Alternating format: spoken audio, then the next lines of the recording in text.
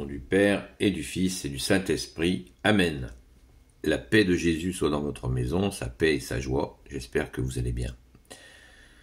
Nous poursuivons la lecture du jour en Saint Matthieu chapitre 13, versets 1 à 9. Et il est question à nouveau du semeur. Ce jour-là, Jésus sort de la maison et va s'asseoir sur les bords du lac. Mais c'est toute une foule qui s'assemble autour de lui, de sorte qu'il doit monter dans une barque où il s'assoit, pendant que tout son monde se tient sur le rivage. Puis il se met à leur parler longuement en paraboles. Il leur dit : « Voici que le semeur est sorti pour semer. Pendant qu'il sème, une partie tombe au long du chemin, et les oiseaux viennent et mangent les graines. D'autres graines tombent sur la rocaille, où elles n'ont guère de terre. Très vite sortent les tiges, parce que la terre n'est pas profonde. Mais aussitôt que le soleil chauffe, elles sont grillées et se dessèchent parce qu'elles n'ont pas de racines. D'autres graines tombent dans les épines, et les épines croissent et les étouffent. D'autres tombent sur la belle terre et donnent du fruit, l'une 100, l'autre 60, et d'autres encore 30. Que celui qui a des oreilles entende. » Alors, cette parabole-là, la lecture du jour, elle nous rappelle cette parabole de Jésus. Et Jésus lui-même, j'ai bien dit Jésus lui-même, explique ce qu'il veut dire. Verset 10. Alors ses disciples s'approchent et lui disent : « Pourquoi leur parles-tu sous forme de parabole ?» Et il leur dit : « À vous il a été donné de connaître les mystères du royaume des cieux, mais pas à eux. Car à celui qui a, on donnera, et il aura en abondance. Mais celui qui n'a pas, on enlèvera même ce qu'il a. Voilà pourquoi je leur parle en parabole, car ils regardent sans voir et ils entendent sans entendre, ni comprendre. À eux s'applique la prophétie d'Isaïe, qui dit : écoutez, écoutez, donc sans comprendre. Regardez, regardez toujours sans rien voir. Oui, ce peuple a la conscience endurcie, leurs oreilles ne savent plus entendre, leurs yeux sont bouchés, ils ont peur de voir de leurs yeux et d'entendre de leurs oreilles, car alors leur cœur comprendrait et se convertirait, et moi je les guérirais. Mais vous, heureux vos yeux parce qu'ils voient, et vos oreilles parce qu'ils entendent. Oui, je vous le dis, bien des prophètes et des justes auraient voulu voir ce que vous voyez et ne l'ont pas vu, ou entendre ce que vous entendez et ne l'ont pas entendu.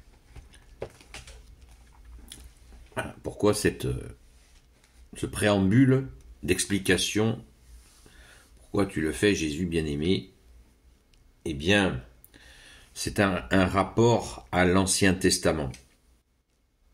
Jésus décrit là ce qui se passait au cours de l'Ancien Testament, quand les prophètes, quand le Père de Jésus, notre Père, a envoyé des prophètes avant le premier avènement de Jésus, pour leur faire comprendre. Dieu le Père a envoyé des prophètes pour faire comprendre au peuple hébreu, eh bien, la vie avec lui. Et Isaïe se plaint de leur incompréhension. Pourquoi ne comprenaient-ils pas ? Eh bien, c'est un peu un mystère.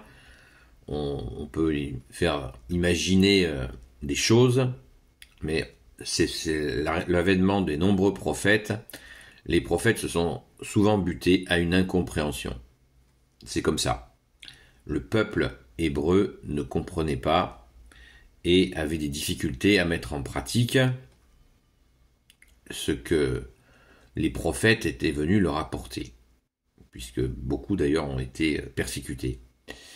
Donc, Jésus rappelle cela, très important. Et en rappelant cela, il marque un changement, puisqu'il dit aux apôtres, à vous il a été donné de connaître, verset 11, à vous il a été donné de connaître les mystères du royaume des cieux, mais pas à eux. Voilà. C'est-à-dire que dans ce blocage, à l'époque de l'Ancien Testament, il y a eu ce blocage, et ce blocage, c'est resté bloqué. Et Jésus de préciser, verset 12, « Car à celui qui a, on donnera, et il aura en abondance. Mais à celui qui n'a pas, on enlèvera même ce qu'il a. Voilà pourquoi je leur parle en parabole, car ils regardent sans voir, et ils entendent sans entendre, ni comprendre. » C'est vraiment ciblé sur ce... Il y a le pharisianisme qui est derrière cette histoire. C'est-à-dire que pendant des années, des siècles même, la parole, donc les prophètes, les enseignements des prophètes qui leur venaient du Père, n'ont pas été pris en compte parce que il y a aussi le réflexe très classique chez les humains, c'est-à-dire de s'approprier un enseignement et d'en faire sa sauce. D'en faire sa sauce pour dominer les autres. Et oui, transformer la parole de Dieu en outil de pouvoir sur les autres. Et ça passe pas, ça. Ça passe pas du tout. Ça, les hommes le font sur bien des sujets, on le voit, démocratie, patata, blablabla, droits de l'homme, blablabla, puis à l'arrivée, c'est juste pour écraser les autres, prendre le pouvoir sur les autres avec des jolis prétextes, vous voyez, un joli enrobage. C'est exactement le même processus. Vous avez par exemple des organisations humanitaires, voilà, c'est très bien, on est des humanitaires et tout, et puis ils ont un fonctionnement très vite qui se met en place, qui est tyrannique. Eh bien, c'est exactement le processus, et d'ailleurs, nous en avons une preuve quand Jésus nous dit ce que son Père disait aussi, qu'il veut, il ne veut pas l'offrande ni le sacrifice, il veut la miséricorde. C'est ce que veut Dieu. Parce que Dieu ne veut certes connaître trop bien les hommes pour les avoir créés, pour se laisser embobiner par eux. Voilà.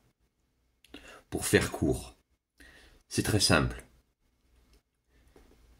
Dieu ne peut pas laisser la beauté de son amour être comme ça, emballé, kidnappé, coincé par certaines personnes qui ont des intentions douteuses, conscientes ou pas conscientes, ça revient au même. Donc, c'est cet gros avertissement que donne Jésus. On n'utilise pas la parole de Dieu pour faire une mauvaise cuisine. Et surtout pas une cuisine avec son petit pouvoir, se faire son petit peuple, son petit club, sa petite secte. Ça marche pas comme ça. Ça ne marche pas comme ça. Certainement pas. Donc, là, il y a de ça, à mon avis, je dis encore une fois, ce que je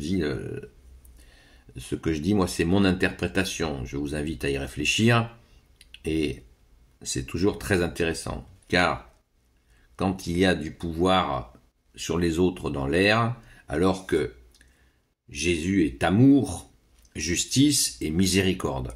Donc on ne peut pas, voilà, de la même manière, à l'époque de l'Ancien Testament, il déplaisait très fortement au Père de Jésus, notre Père, que des personnes utilisent sa parole, l'envoi de ses prophètes, pour que certains usurpent cette lumière, cette merveille